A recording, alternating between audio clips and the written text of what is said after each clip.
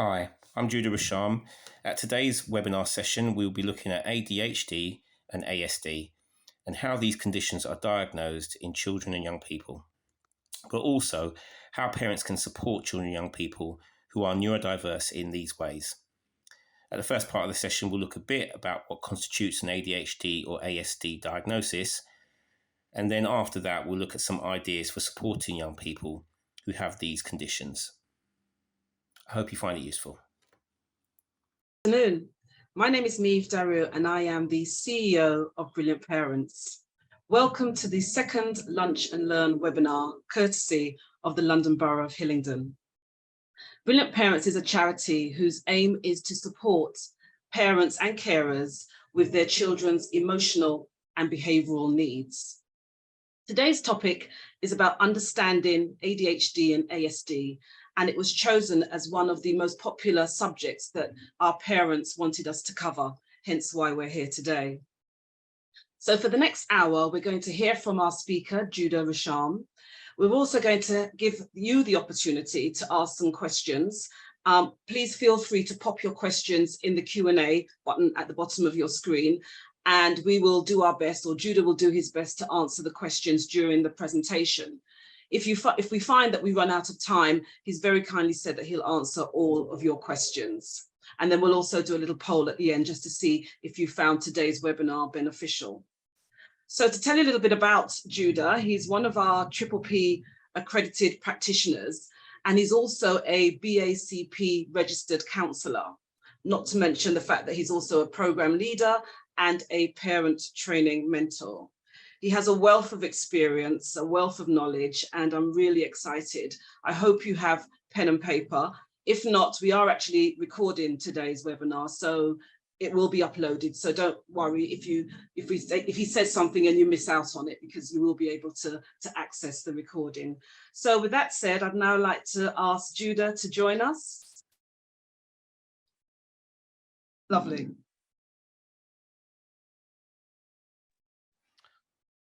Hello, everyone. So I'm Judah. Nice to meet you all. And today I will be talking to you a little bit about ADHD and ASD.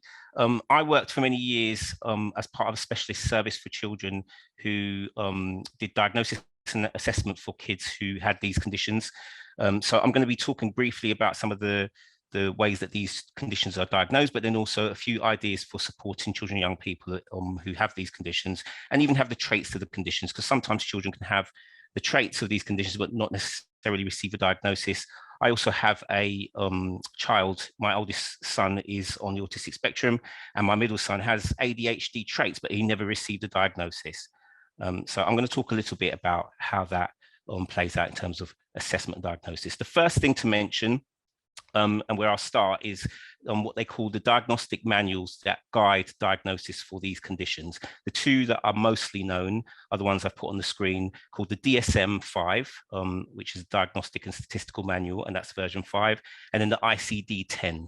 These are what are used by most services that do assessments and diagnosis for children who are neurodiverse. And what they are looking for is that there's a certain set of criteria that children fulfill to achieve a diagnosis. So some children can have these traits, or some of the traits that are listed in the diagnostic manuals, but if they don't have all of the traits and have those specific presentations in certain contexts, then they may not receive a diagnosis. So that's the first thing to kind of mention. I will mention these manuals again at some point in my discussion. So to think about ADHD, first of all, there's what we call the 3 core domains of ADHD. And that is for a child to display what they call hyperactivity, inattention, and impulsivity. So sometimes it's deemed as being attention deficit disorder, or what we call a condition of lack of attention to detail or focus and sustained attention.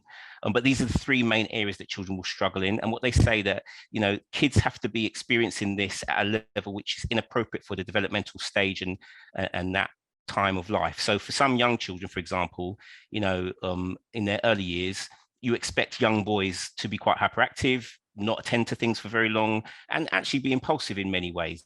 But if developmentally they are still doing that at a later stage, when you would expect them to develop some more ability to focus their attention and sustain attention, then it might be looked at as maybe this is something that's a deficit for that child or condition that they're struggling with. When it comes to the ADHD brain, I mean, this is all about brain chemistry when it comes to ADHD specifically. Even with ASD, there's some brain elements as well. But with ADHD brain, it's about the chemical imbalances that exist in that brain. And I've got a picture here of two different brains, which they show on a kind of MRI brain scan. And what you can see is that one of the brains looks like there's a lot more activity going on, and the other one looks like there's less activity going on. What it's actually showing you from this MRI is that the chemical that is needed for us to sustain attention, to focus on things, to make better decisions, etc., is in that brain that we can see lots of colors, no ADHD brain. And that chemical, which is listed here, is called dopamine. And it's a chemical that generally operates within our frontal lobe, that's the front part of our brain. And that does all the monitoring and evaluation and gives us that chance to logically think, etc. So when that chemical is not there, present as much, then we might struggle in those kinds of areas in terms of our abilities to sustain attention or to make decisions, etc., etc. So that's what you can see. Now, some people might say, well, why don't they just do MRI scans to detect ADHD? That wouldn't be a good way of assessing this because, number one, it's just not an accessible way to diagnose something like this, and it'd be extremely expensive and it just wouldn't be sustainable. Hence why there's a different diagnostic process.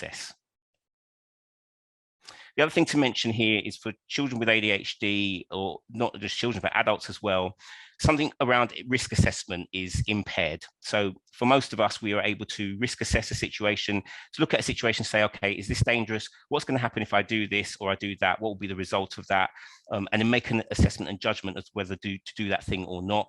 For children or young people or adults, even with ADHD, that risk assessing function is impaired. So they would not necessarily think logically about a situation. My example is that the ADHD type of child will climb up a tree and then say, oh, how am I going to get down from here? So they wouldn't think about the climbing up of the tree and then getting down before what they do. They think about that afterwards. And that shows that their prefrontal cortex is not operating in the way it should in terms of logic, thinking it through, evaluating it. So that's a common thing with ADHD. The other common thing with ADHD is that this child will, in many cases, receive lots of negative reports about their behavior. Because lots of their behavior is impulsive or hyperactive, in most contexts, that will become some sort of, issue if they are doing things which are, inappropriate or, impulsive, and then the environment starts to respond to that. What then can happen is if they get lots of negative feedback around what they're doing, those kind of things that are impulsive, it will develop what we call a negative image of yourself. So this internal view of who you are, that child starts to have this view of maybe I am bad, maybe I am naughty, maybe I am what they say about me. And the danger of that is that this child can then become good at being bad, because actually receiving a lot of those reports almost becomes what we call a self-fulfilling prophecy. This child starts to do those things almost as a result of hearing it so much. So that's the danger we want to try and to avoid when it comes to kids with ADHD. It's not for them to go on this spiral of telling themselves, I can't do, I'm bad, I'm wrong, etc., and then living up to that. The other thing that can impact for kids who are impulsive and attention and listening difficulties, they might have performance inconsistency. So they'll struggle at school with some of their things around academics. They might have low self-esteem because, like I said, those reports of negativity, hearing that a lot, is going to affect their self-esteem. They might have poor working memory. So that's a common one. They won't be able to sustain things in their mind. They won't be able to remember and hold in mind the things that someone's told them even. They might have poor incentive motivation. So not a lot of things will get them motivated to do what you want ask them to do. It has to be a really kind of exciting thing for some kids. They might have social clumsiness, which means that they may not be able to necessarily navigate social conversations or social situations without doing something impulsive or saying something impulsive, which maybe even offends somebody. They might be inflexible in what they can do and what they want to do. They might find that difficult to be flexible in their thinking. They might have insatiability, so constantly on the go, constantly wanting to engage in their environment or with other people. They might develop defiant behavior, and that usually is a pattern that develops over time. And then another common thing for ADHD kids that goes alongside the brain chemistry is sleep problems. So they might have difficulty to actually shut down and sleep at night. Here's a list which is really important to think about when it comes to ADHD. What we have in our brains is something called executive functioning. So that means that that part of the brain I mentioned, the frontal lobe, it does some really important jobs for us to manage ourselves. And you can see the list of some of those jobs that it does on this left-hand side. You know, things like reflection, working memory, like I mentioned, self-organization, self-appraisal, self-regulation about the emotions. All of those jobs are being done by this executive functioning. However, those are impaired in the child or young person or even adult with ADHD. So they're going to have the opposite struggle. So they're going to be struggling in these areas, some of which I mentioned already. So we always have to think about that. For this young person or this child or even the adult where their executive function is impaired, they're going to need a lot more support in some of these areas to be able to function in the way where what they call neurotypical people would have no struggle in those areas. They do those things without thinking. This will be a lot harder for kids or young people with ADHD. When it comes to ADHD in girls, there is a difference between how some girls present, not all, but some girls, and probably the majority of girls do present differently when it comes to ADHD. They say in terms of diagnosis and even recognition of ADHD in gender, it's more recognized in boys because boys tend to present in a very kind of obvious way, a very explicitly, you know, hyperactive and, you know, engaging impulsive behaviors quite a lot. So girls tend to, in many situations, not always show the same level of hyperactivity or impulsivity, although some girls do. There are some that do. And so sometimes they can go unnoticed. So the diagnostic kind of ratio is usually about 1 girl to every 4 boys that get diagnosed. And my belief around that is very much about the presentation that those girls have. So if they only present with maybe daydreaming or forgetfulness or maybe just being a bit, you know, careless with their schoolwork or things like that, then maybe that doesn't actually present an issue to caregivers, teachers, etc. And so they may not get highlighted for that reason. But girls definitely do, you know, are impacted by this condition just as much as boys. They're just not always recognized and diagnosed as much. So the common question is, what is the diagnosis? Why does it take so long?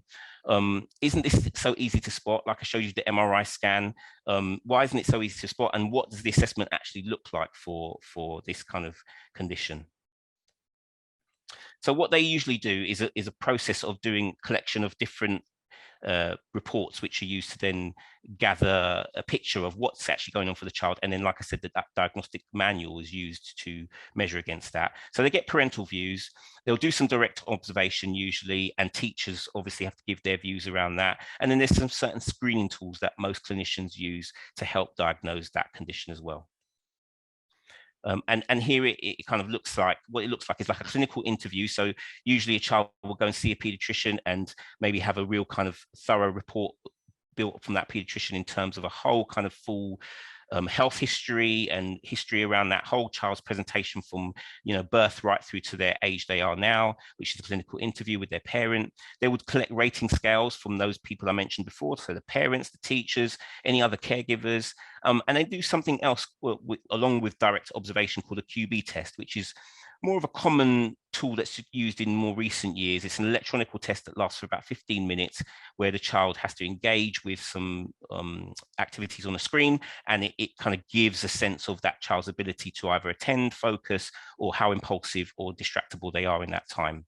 And like I mentioned, you know, the DSM-5 is the criteria that they use for those children, and they need to be present for a certain time for them to say, oh yeah, this is definitely a diagnosis. And it has to be usually present before the age of 12 years old. So children after 12 don't tend to get diagnosed with ADHD as much, although there are some, but it's probably more rare. And with the ICD-10, those difficulties have to be presented before 7 years old.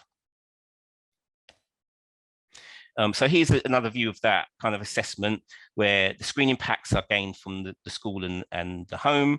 Like I said, a full developmental history is taken, usually by a clinician like a pediatrician, and then the liaise with other services that might be involved in that family or with that child. Medical history is gained, etc. And then that QB test is also part of what forms that assessment. And this can take some time based on waiting lists, based on availability in areas. Some areas, you know, are different than others in terms of the amount of access to this type of assessment. For some kids, this starts with their GP. So sometimes the parent might go to a GP and talk about the initial kind of struggles for that young person.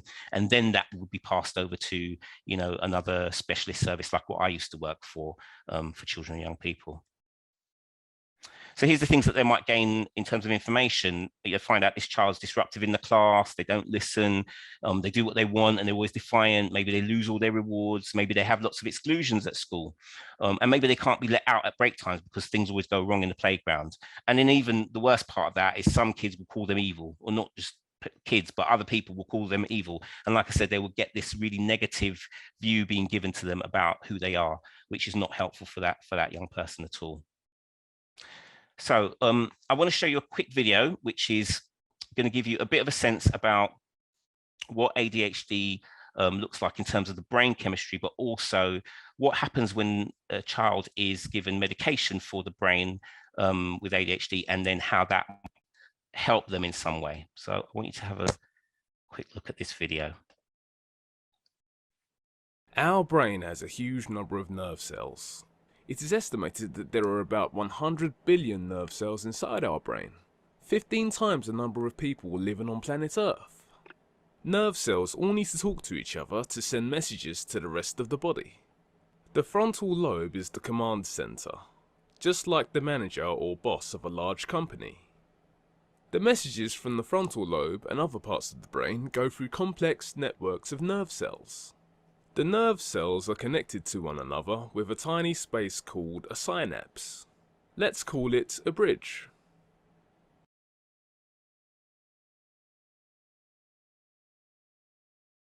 We need chemical messengers, neurotransmitters called dopamine and noradrenaline, to transfer messages from one nerve cell to another. Let's call them postmen. The postman would start from the first nerve cell, cross the bridge, knock at the door of the next nerve cell and drop the letters, messages, through the letterbox. The same process continues to another nerve cell, and this is how messages travel around the body. Some postmen return to the nerve cell for recycling before they get a chance to deliver more letters. This is called reuptake. In people who don't have ADHD, there is a good supply of postmen on the bridge, synapse, to continue to deliver letters, so the messages spread across the brain and around the body.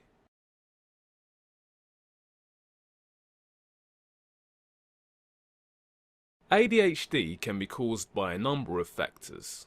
It is often inherited, in our genes, and is also influenced by the environment.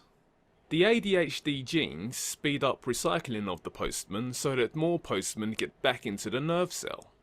As a result, there are not enough postmen left on the bridge to deliver letters to the next nerve cell. This causes a chemical imbalance in the brain, disrupting the delivery of the message, or letter.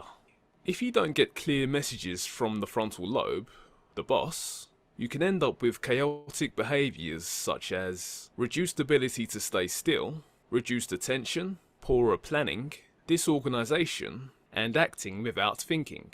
This would result in common ADHD symptoms of hyperactivity, impulsivity, and inattention.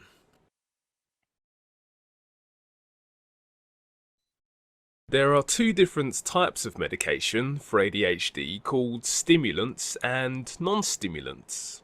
After you take your medication, it travels to the bridges between the nerve cells. Once on the bridge, the medication helps to stop the postman getting back into the nerve cell. Reuptake. This increases the number of postmen on the bridge able to deliver letters, and this is how the chemical imbalance may be improved by the medicines. Once the messages, letters, are transferred correctly and regularly across the bridges, your ADHD symptoms will improve, helping you control any hyperactive and impulsive behaviour, and to pay more attention. Okay, so that just gives you a bit of a sense of how that works with ADHD medication, why the medication works, because again, it's about addressing that chemical imbalance that happens within the brain. And if there's more postmen, like was mentioned, on the synapses, then those messages are passed around the brain, and then actually that child is able to focus and attend a lot easier and a lot better. Okay. I'm just going to give a couple of slides to talk about what can be helpful in terms of managing behavior for kids with ADHD. So the one thing to remember is that usually kids with ADHD or ADHD symptoms are not intending to irritate other people most of the time, although it can appear to be so, and that's why it becomes difficult to respond to it in a calm way. So if we can think about that sometimes kids' impulses are what drive them to do these things, then we can help to kind of respond a bit differently, because the response is really key in terms of helping shape that child's behavior, especially in terms of their emotional regulation. They need to see adults and people around them that emotionally regulate and help problem solve with them when things go wrong, and that's because that's the part of their brain that they struggle with. So young people with ADHD do need help with managing their behavior and especially emotions, because emotions can kind of take over for them in many cases anyway. The other thing that's really good to remember is a frequent use of rewards. So these are things that actually do motivate kids with ADHD, but you have to find the right types of rewards really that kind of motivate children to produce essentially the chemical that we're talking about in the brain, that dopamine chemical, which is a feel-good chemical essentially. So our brain reproduces chemicals like dopamine whenever we do something that we like, and then it tells us to do that thing again. So if for children with ADHD, if we want them to do some of those behaviors which are more appropriate, so the behaviors we want to see more of, actually we need to kind of attach things which are going to motivate them to that. But they have to be given immediately. They have to be really kind of at that moment and capture the moment, so that kids can then say, okay, there was a really good feeling from doing that particular thing, and I want to do that again. The other thing about this is that when we do reprimand kids with ADHD, it should be about brief, calm reprimands rather than long, drawn out and big, loud kind of responses. Because again, what we're trying to do is not give that impulsive behavior lots of attention to actually tell the brain, oh, to continue doing that, which can be a negative pattern that can set up. The other thing, as it says here, is to try and avoid things like sarcasm, anger, arguments. Those things, again, heighten the situation and create what we call a coercive cycle between us and the child. So the child does something wrong, we respond in a really negative way, they escalate, then we might escalate, etc. And we want to kind of move away from those responses, especially with ADHD, because we want to help that child to, first of all, calm down in the moment of their escalation, but then when they are calm, to talk it through in a way that says, okay, what could you do next time these things kind of happen, and encourage some problem solving skills. So that's a brief bit about ADHD. I'm going to move on to ASD now. And when we think about ASD, really what they classify ASD as is really a long-term, lifelong disability, really, that affects how that person communicates with the world. So there's lots of social communication difficulties that come along with ASD, or ASC as it's known now as well, ASC meaning autistic spectrum condition rather than disorder. And it affects people at various levels. They say, there's a saying that says, once you've met one child with ASC, you've met one child with ASC. So, none of these, same with ADHD, essentially, these conditions do not, look the same in every child. They're very, very different. It's very specific to the particular child, although there are some common traits, like I said, that people look for when they're looking to assess or diagnose children with these things. It still will present very differently for the individual. Here's the DSM, which I mentioned earlier. Again, when it comes to ASC, again, these are the things that are really kind of associated with an ASC diagnosis. So restrictive, repetitive patterns of behavior, interests, or activities, and at least two of the following. So stereotyped or repetitive speech, motor movements, or use of objects, and then excessive need for routines, ritualized patterns of verbal or non-verbal behavior, or excessive resistance to change. So those are some of the common features which we see when children are neurodiverse in this way. They'll struggle with change. They'll struggle with things that don't go the way that they want them to go. They'll struggle with being able to communicate, or to be able to, tell people about how they feel. They'll struggle with, they're sometimes even not doing the thing that they like doing the most. So I want to continually play with the Mr. Men, and the Mr. Men have become my fascination and also my obsession, and I can't move off of that subject. So that's quite common for those kinds of presentations around ASC. When it comes to ASC in terms of causes, it isn't fully understood, but I think it mentioned even in the video about ADHD that some of their, thinking is around a genetic kind of link, and that is common. I mean, I used to see that a lot even in the services I worked for, that, if the family had other family members, it not necessarily be even like the dad or mum of the child. It could be even the other generations before who had also had similar kind of traits. Maybe in those previous generations, they never even got diagnosis for these kinds of things, but they had similar kinds of repetitive patterns, similar kind of struggles with routines, etc. So there is some genetic links that are known. There's also some neurochemical, neurobiological kind of factors that are related. And the thing to stress, though, is it's not caused by life events or parenting styles. And that goes for both conditions. You know, it's not caused by life events or parenting styles for ADHD or ASC. The brain just develops differently. So the triad of impairments, they call it within ASC, is around social communication and interaction. So that's a real difficulty. That will be a challenge. Social language and communication skills becomes a challenge because, again, those things are not so easily understood by the child or easily used. Those skills are not easily used. And then social imagination becomes difficult as well. So here's when we think about one of these areas, first of all, which is the impairment of social interaction. So like I said about the difference between different children is that you can have a severe kind of presentation of this within a young person, or you can have a mild presentation. The mild presentation may not be diagnosable even, you know, some kids would be, but maybe not all kids would be. So a mild presentation of this is stilted formal interactions, whereas the severe end is being aloof and indifferent to people. So completely people do not feature for that young person at all, right through to the other mild end, yeah, where they have these stilted interactions with people. When it comes to the area of social language and communication, again, there's a spectrum of how much that can affect that young person or even adult. So the severe end is no speech at all. So you do have some non-verbal kids when it comes to ASC diagnosis.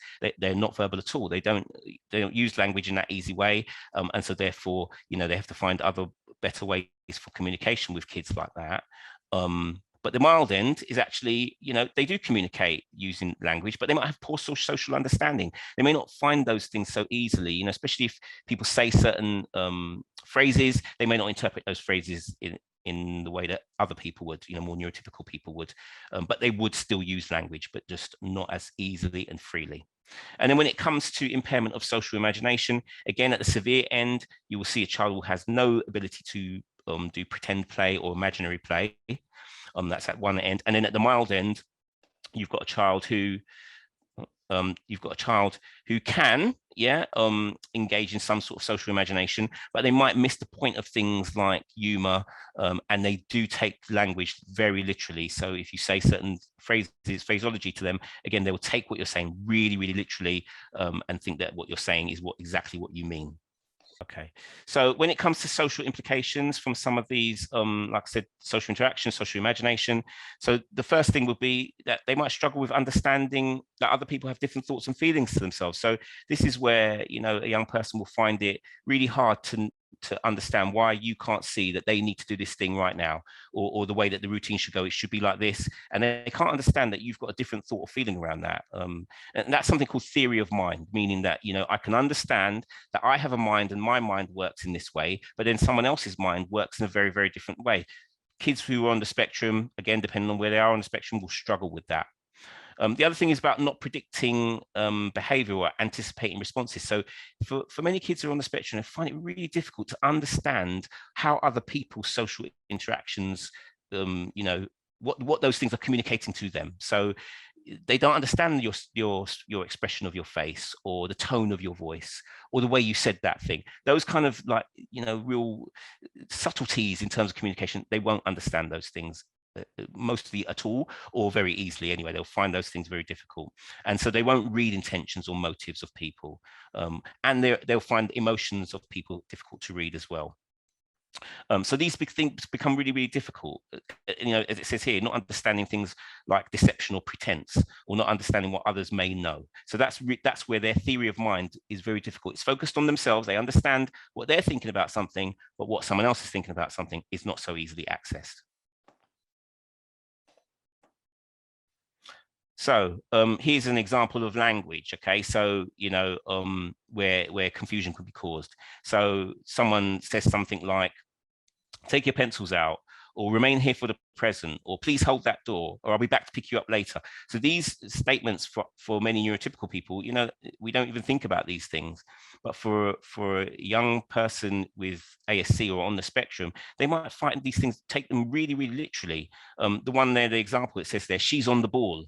And when that young person sees that in their own head, they literally see a person standing on a ball. Yeah, but for us, we interpret that as saying, oh, that means that she's really, you know, focused, or she's really going to be able to do that thing. You know, we have that interpretation accessible to us. Kids who are on the spectrum, that's not as easily accessed.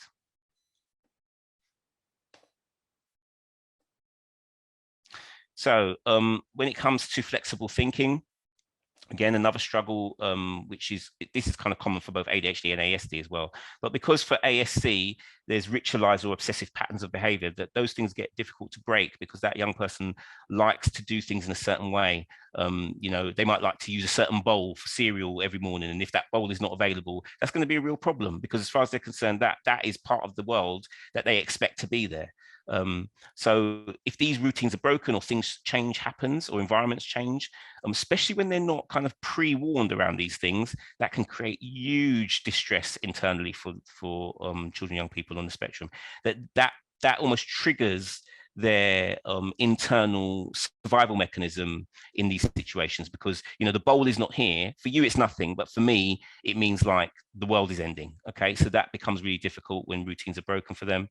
And then difficulties, like I said, within a wide range of social situations. So very difficult to kind of navigate the social world, being around other young people, you know, wanting to make friends or engage with friendships. And then that becomes really difficult for kids in school sometimes when this happens, especially if they've not had a diagnosis around this as well. The other thing to think about is about sensory considerations. So some kids have real sensory issues. And what they say they can have is also what they call hypo or hypersensitivity. So hypo is heightened, yeah. So heightened sensitivities to things like sound, light, taste, smells, textures. You know, those things cause massive levels of stress and anxiety for that young person. Really, really, really difficult. And then low sensitivities, which include things like a high pain threshold, you know, liking lots of bright lights, or liking lots of noise, or strong taste or smells. And those young people will kind of engage with that because they actually want more of that sensory feedback from the environment. Because that's their kind of sensory need. So it's to recognize some of these things. So for some kids, it's like, you know, it might manifest as, oh, I don't like that feel of my shirt, or the collar, or the label that's in my shirt, because it makes me feel like it's scratchy. And so you have to cut out all the labels of all my clothes. You know, for us, that might feel like it's excessive, but for that young person, actually, this is massive. It makes a real big difference in terms of their stress level and anxiety. And same for the hypo sensitivities as well. So here's some of the things that can be useful for children, young people, especially when from a home perspective for kids. Using language that is understandable, you know, that, like I said about the misinterpretation of language. So if you use language that's understandable, specific, and you're honest with children with ASC, it helps them a lot. And sometimes, you know, they might need to be able to ask you questions about, you know, I think of my oldest son, and sometimes if I explain something to him, I'll always ask him, well, do you understand, or do you need to ask me anything? And he sometimes has questions. Well, when you said that, what did you actually mean by this? Because actually that helps them. You know, as a teenager, he can do that. Maybe younger kids don't have that ability to even ask the question, but it's good for you to think about the language you use with them. Another really common one is using visuals. So photos, videos, diaries, charts, as it says here, anything that visually helps that young person see what it is you're talking about, or sees what that routine is about, or sees what that thing is about, it's going to reduce anxiety for them, because anxiety is a massive trigger for kids within the autistic spectrum. They find a lot of the world difficult to kind of manage and understand, and so that sparks the anxiety. But if you can give me a visual around that, or give me some sort of real clarity around what that thing looks like, it does help reduce some of that anxiety. So being concrete, as I said, you know, being really clear about your language, avoid abstract language, use known objects to aid that child's understanding is really important. and use the child's interest to focus on you know, what they want to, what you want to help them learn. So for example, if that child does have Mr. Men as their fascination for everything in life, then maybe use the Mr. Men as a way to get them to learn, you know, how to read or learn how to count or whatever it is, because that interest is going to help them focus, you know, rather than you trying to get them on off of that subject onto a different subject. Now, this book here, I'd really recommend, along with some books I'll show you at the end. But the Social Stories book is a prime example of a book that gives you ideas for how to make the social world visually understandable for this young person on the spectrum. So with Social Stories book here, it says over 150 social stories. What those are is really breaking down social situations and what they look like, what happens at each stage of that social situation. It can be really helpful for a young person to know that. So, you know, an example in there is something like walking to school, and it will say, okay, so when we walk to school, we will leave the house. You know, we will walk down this street. We might see some of our friends on the way. Then we'll go to the school gate. You know, it really breaks down how that social situation looks, and it helps that child to prepare for what that looks like as well. And one of the things I think is really valuable about this book in particular, and other social stories books, is that it gives you an opportunity to have a discussion with children about the things that can happen that are different than what the social story looks like, even in the book. And I think that that's so useful, especially around reducing anxiety, because walking to school might not just be what it says here. What else could happen? Actually, we might see a different person, or, you know, we might go in the car instead of walking. So all these different, like, kind of adjustments that might happen in those social situations are really helpful for this child, because they then can say, okay, so it's okay then if these things happen which are different than what the usual routine would look like, and that's really valuable. So use turn-taking games as a way of helping kids with ASC, again, helping them to understand, again, what goes first, what goes next. Here's some other things that are really helpful. Try to role play new situations for some children. If they're young children, you might use things like puppets to do things like that, even to have conversations. That's a really good way for kids to know, oh, so this puppet says that and that puppet says this. And children kind of like that because it's visual, and it also is quite fun. Using photos to teach children about the sequence of events. And I would always encourage people that if you use a book like Social Stories, you also think about creating your own social stories as well. What can you do as your own kind of sequence of events for things that happen in your daily life for helping that child? For example, here it says around going on holiday. What's your social story going to be around that? What are we going to do before we go on holiday? What's going to look like when we go on holiday? Where are we going to? We might look at pictures ahead of the time where we're going to. So that helps reduce the anxiety. So think about, again, you know, as I said, use minimal language. That's kind of same idea of avoiding long sentences for children like this. Give time for things to be recognized and concepts to be considered. Avoid metaphors, because metaphors for children on the spectrum, very difficult, like I said, to understand that type of thing. Same with sarcasm or irony. That will be really difficult. And think about, obviously, tone of voice, because for some kids, if you raise your voice too much, actually, sensory-wise, they might be hypersensitive to that sound, and that will trigger them. So we have to think about those things as well. Here's a couple of examples of like visual systems that are used for kids with ASC. Maybe in specialist schools, you might see something like this rather than in mainstream schools, but they're really good. And you can do things like this for home for kids who, if they need that, you know, a choice board for this one, for this child, Daniel, who's got a choice of what he wants to do. And that just helps him know, this is what we're going to do now, and this is what we're going to do next. Some other resources that I thought might be useful for you to think about, especially around ADHD at first. So these are some really good websites. There's one called Living with ADHD, which I've used over the years. Really good support for parents and carers.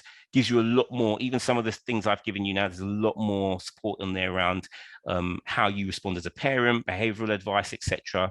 Because I don't have the time to go into that in detail for you right now, but that's a really good website to have a look at. Another good resource here I found on BBC Bite Size is one that's autism focused, autism advice for parents. Really good website. So even if you just go onto BBC website, Bite Size website, and type in autism, there's a lot of resources that come up with really good tips and advice on parenting children with autism, both at school and at home. So it gives some really nice tips on both. I'd always recommend the National Autistic Society. So they have a really good set of tools on there and resources that you can download even.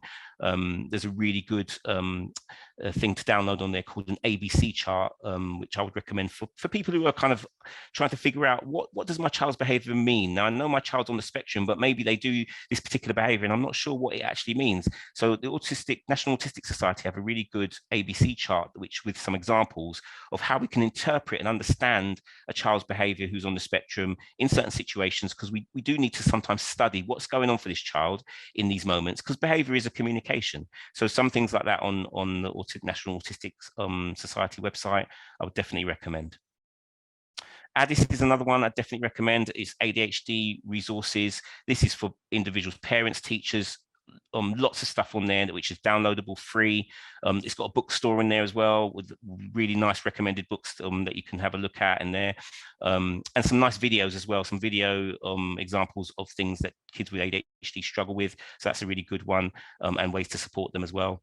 And ADHD Voices is more focused on videos of young people sharing their experiences with ADHD actually, and it helps them.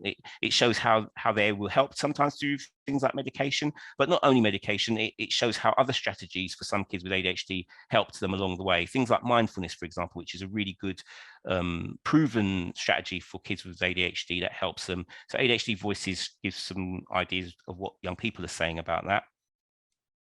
And these are my kind of off the top of my head recommendations for books, some of the ones I've read myself. The one I definitely recommend in the corner, the yellow book called ADHD Does Not Exist. I would recommend that because what the clinician does in that book is talks about things that can also look like ADHD. So the title is deceiving because he doesn't actually mean that ADHD does not exist. What he is going into in there is saying that, you know, there are so many other things that affect our children that can sometimes manifest with these types of symptoms, but it's not necessarily ADHD. So for something as simple as hearing difficulties, you know, or even sight difficulties, visual difficulties, that those things that could manifest in the class where this child is always out of their seat and walking up to this teacher's desk, for example, they might get labeled as, oh, this child never sits down, he's always walking around. But actually, because they can't hear or they can't see the board, they might be up out of their seat a lot. So he points out things like that, but he goes into other, you know, really key areas that can sometimes manifest like ADHD, but he's not saying that the condition doesn't exist at all. He's just going into it in more depth.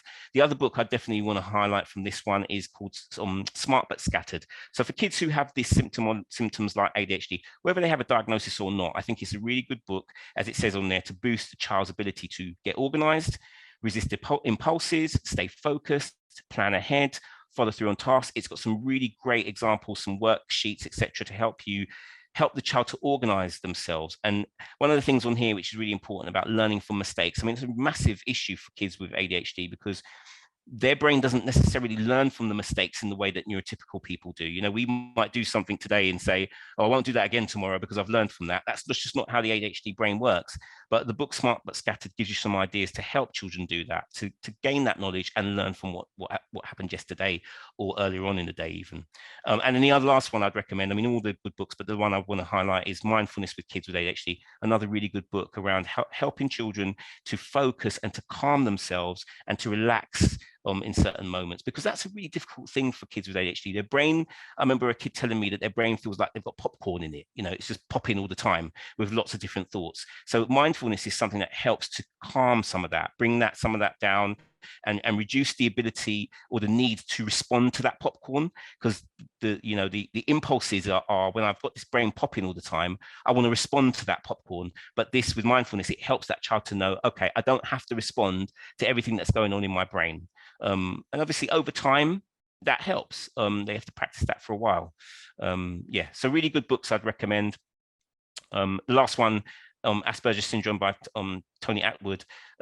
It's a great clear book of describing the ASC and what that presents like, but also again some really good ideas to support children as a parent and even as professionals to support children with those conditions. Give some really practical advice in there. So yeah, I'd recommend you take a look at some of those books. Okay, so I'm going to stop there and hand over to Meath. Thank you so much, Judah. That was absolutely amazing. In a relatively short space of time, you covered so much ground. I think for me, the understanding that, our children who do suffer with these conditions, as parents and carers and professionals, we have to understand that, there is a limitation. And for many of them, they simply don't have the capacity to do whatever it is. It may be a particular behavior or engage in the way that we would. So I think as parents and carers, just understanding their limitations can only lead to improved and increased tolerance and understanding. And my hope is that with what Judah has covered today, that certainly it will do that. And as parents, we will take the time to reflect, actually, they're not doing this to upset us. They just don't have the capacity. So that was one of the main things that I personally got out of it. I'd now like to ask Sarah to jump in and just, we've got a few minutes, we could maybe address a few questions for Judah. Hi, thanks, Maeve.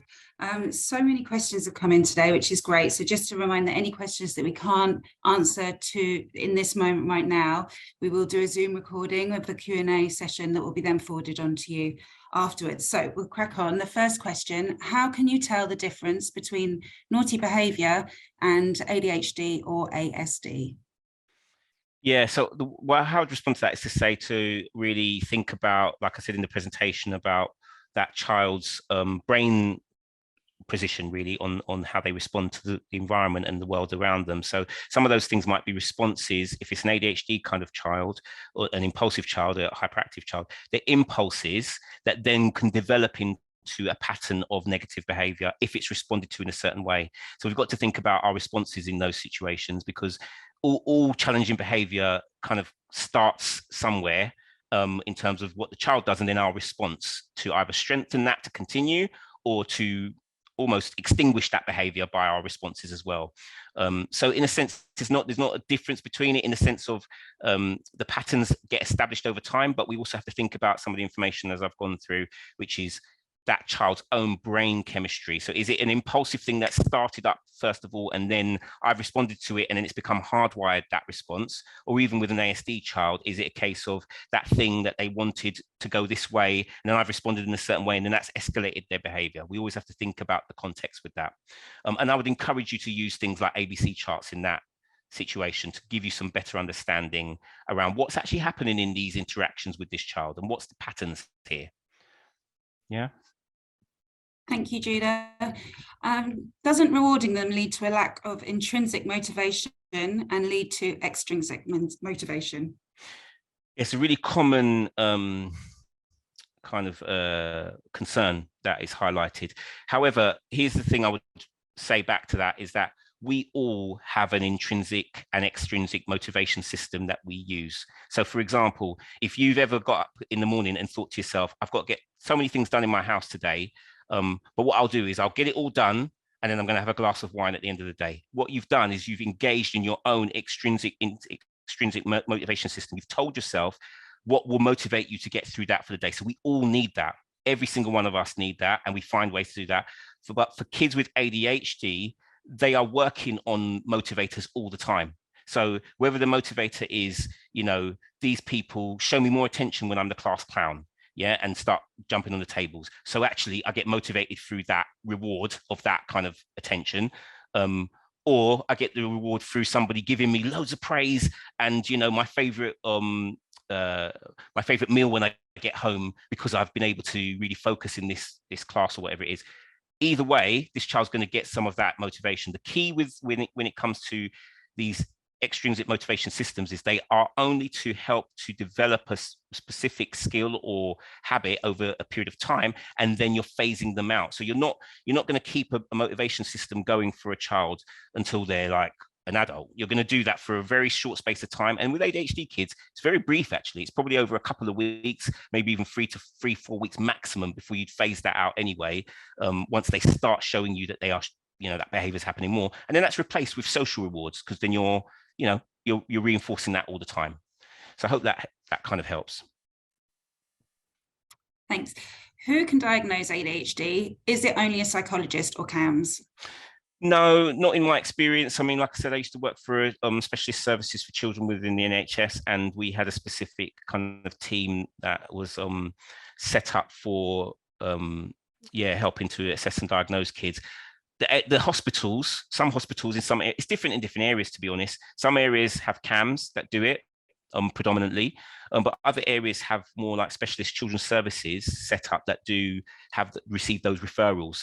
So we used to receive referrals, for example, from the GPs or from schools, or from early help or other services, or even from CAMs, we get referrals. So generally speaking, pediatricians do a lot of the diagnosis and assessment and diagnosis of kids with ADHD, but usually it is a specialist service that does play a role in that.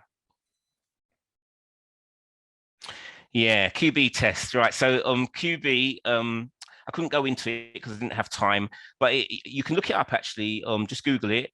Just type in Google QB test. It is a electronic test. It's somebody called QB Tech, who developed a specific electronic system for helping to assess the child or adult, because adults can do it as well, their ability to, calm them and their impulses, not respond to their impulses, to focus, to respond to stimuli in the way that it's asking you to respond to it, in a sense.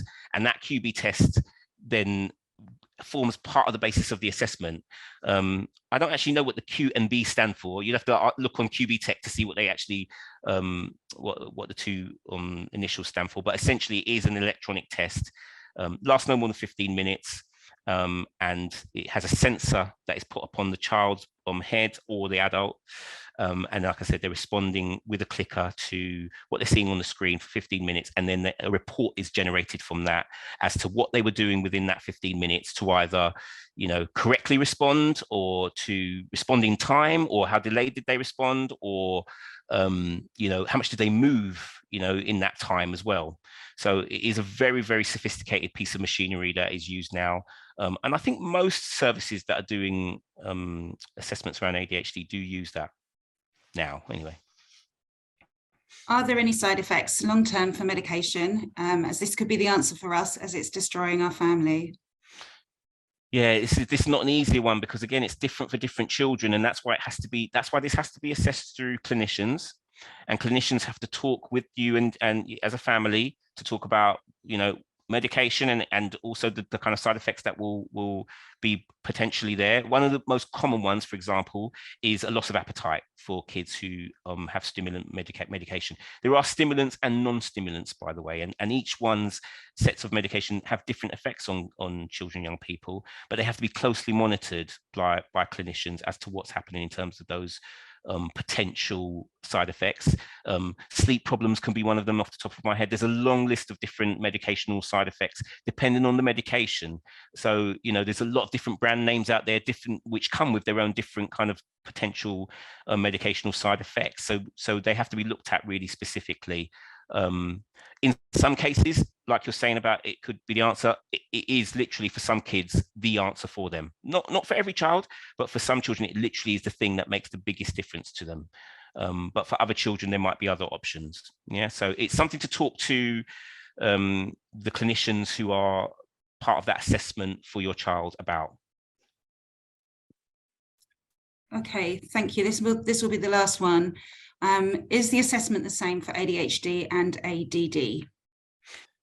Yes, essentially it is, because they're looking at the same things in terms of, okay, they're not looking at levels of hyperactivity, but they are still looking at attention and listening difficulties. Okay, so that's the core features of ADHD as a condition, is that young person or adult finds it difficult to attend and focus and sustain attention and focus for long periods of time. And so that assessment would be exactly the same. They gather the same information from whether that's parental places, parental source, school, and then they would still do observations for the young people anyway to see what happens in terms of their attention, sustained attention. Brilliant, thank you. We're going to go to our poll now. Thanks so much, Judah. I know that there's a lot of questions that haven't been answered today, but they will be answered. I just want to assure everyone of that. They've all been noted down. And if you could all take a second to complete this poll, that will really help us with making sure we continue to provide you with information and lunch and learn webinars which are going to be useful.